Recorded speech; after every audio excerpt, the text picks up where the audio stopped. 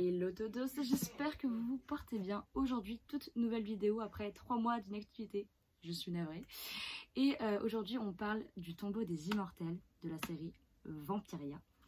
Je suis très contente parce que c'est un livre que j'attendais énormément. Il est sorti début juin et j'ai la chance de pouvoir l'avoir en collector.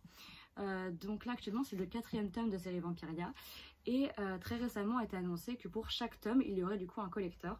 Donc ça a commencé avec le tome 4 et dans pas longtemps normalement il y a le tome 1 qui va réapparaître en collector, c'est plutôt pas mal.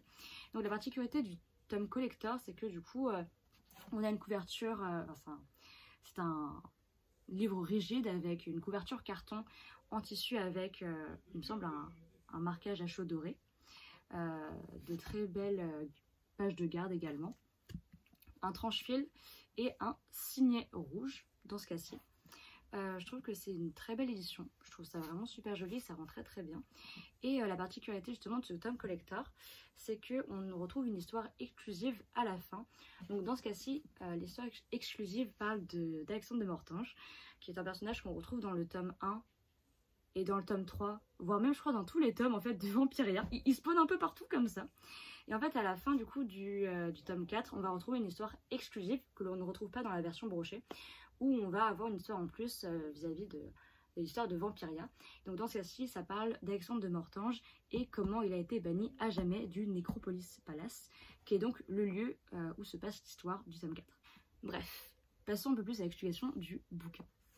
Donc il s'agit, comme je vous l'ai dit, du tome 4 de la série Vampiria. Vampiria, c'est une série qui va faire 12 tomes et actuellement l'auteur parvient à publier en tout cas un tome chaque année. Il nous sort un très gros bébé de 600 pages à chaque fois et ça fait très fortement plaisir. Donc il s'agit dans ce cas-ci du premier tome du nouveau cycle, parce que comme l'expliquait l'auteur, on va avoir, il me semble, 4 cycles de 3 tomes.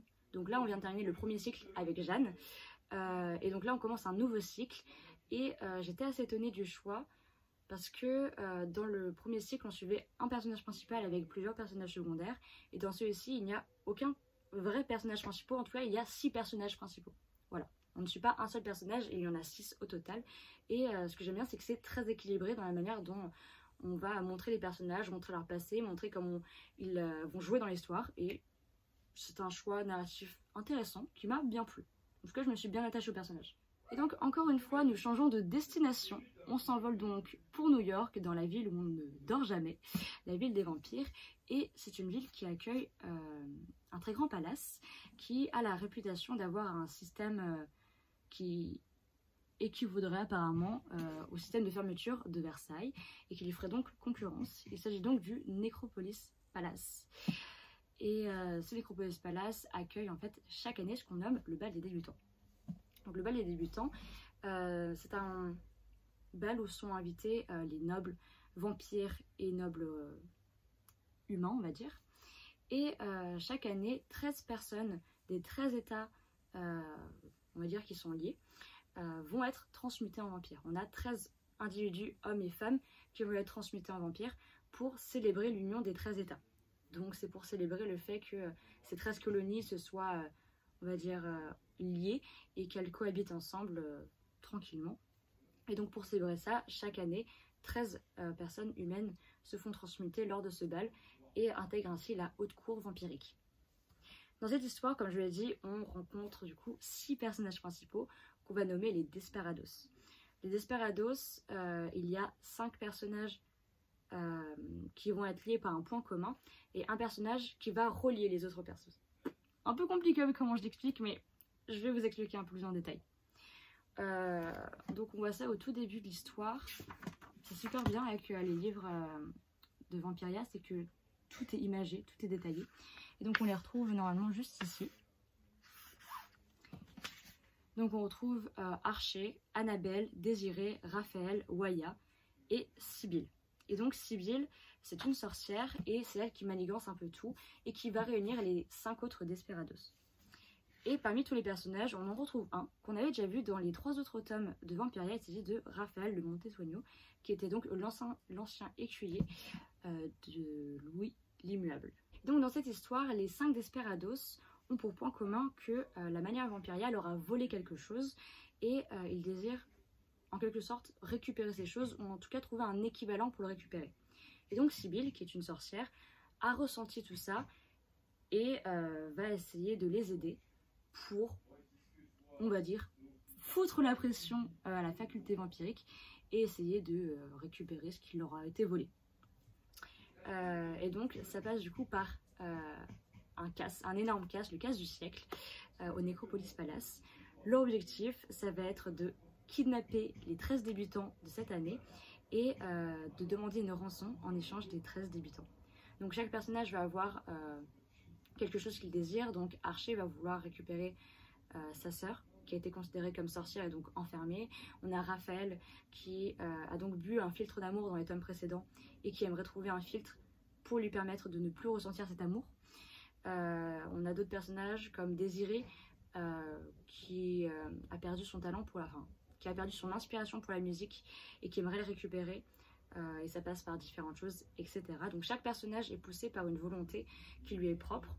Et Sibylle, qui est donc une sorcière, va essayer de manigancer tout ça. Bien sûr, de son côté, elle aussi, elle a quelque chose à récupérer là-dedans. Elle, ce qu'elle désire, c'est la vengeance, parce qu'elle est morte une année auparavant à cause de la faculté vampirique. Étant donné qu'elle est sorcière, les sorcières sont toutes chassées. Et donc elle, ce qu'elle désire, c'est se venger. Donc dans cette histoire, j'ai vraiment apprécié la tournure des événements et la manière dont c'est raconté. Encore une fois, Victor Dixon parvient à donner un style différent à chacune de ses histoires. Donc je crois que dans le tome 2, par exemple, c'était un petit peu une atmosphère policière où on avait une sorte d'enquête, etc. Et dans celui-ci, ça rappelle un petit peu les Cozy Mystery où en fait, on est dans un huis clos, on est dans le Necropolis Palace et on doit un petit peu réussir à s'en sortir, trouver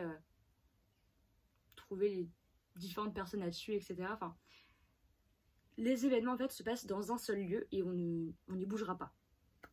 Ce que j'ai bien aimé également aussi, c'est que, comme je vous l'ai dit, au niveau de la narration, on ne suit pas un seul personnage principal, on en suit 6 et c'est parfaitement équilibré, ce qui permet de s'attacher à autant des personnages que possible. Parce que, par exemple, dans les tomes précédents de Vampiria, on avait pareil environ 6 écuyers. Il aurait pu être intéressant également de montrer les différents points de vue des écuyers de manière équivalente, sauf que le point de vue de John a toujours été prioritaire sur les autres, et donc c'est surtout son histoire qu'on a suivi du début jusqu'à la fin. Et donc dans ce tome-ci, on suit particulièrement les Desperados, on les suit tous un à un, et il n'y en a aucun qui ressort du lot, parce qu'on va vraiment avoir, au début on a ce rythme de, on voit un personnage en action dans l'instant T, et le chapitre d'après, on va voir le personnage dans le passé et pourquoi il se retrouve dans cette situation. Souvent, ça explique pourquoi il veut se venger et pourquoi il veut récupérer la chose qui lui a été dérobée. L'histoire est très fluide, on lit très rapidement et on s'attache très rapidement également aux personnages parce qu'ils ont vraiment une volonté propre.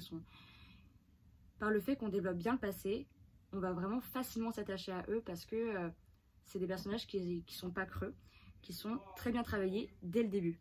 On voit qu'ils ont tous une volonté, qu'ils ont tous un but, qu'ils ont tous envie d'aller jusqu'au bout et on voit que c'est une équipe qui, malgré leurs différences, parviennent à travailler ensemble. Les événements qui se passent dans l'histoire se déroulent sur 3 jours et c'est très bien condensé et c'est très bien montré à travers les chapitres.